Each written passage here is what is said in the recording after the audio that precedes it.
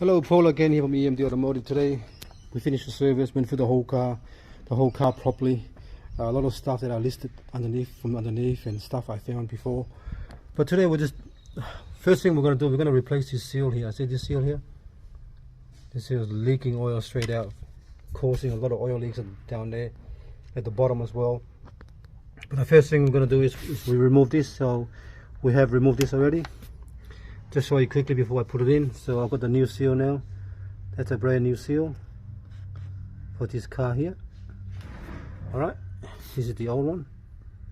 And then we're actually leaking pretty bad on this car here. This part here we're done. So we're going to put the solenoid back on this one here. And we're going to do this side here. This side here, this pipe's in the way. It's a little bit, but we can still do it. But that's got to be done because they're both leaking.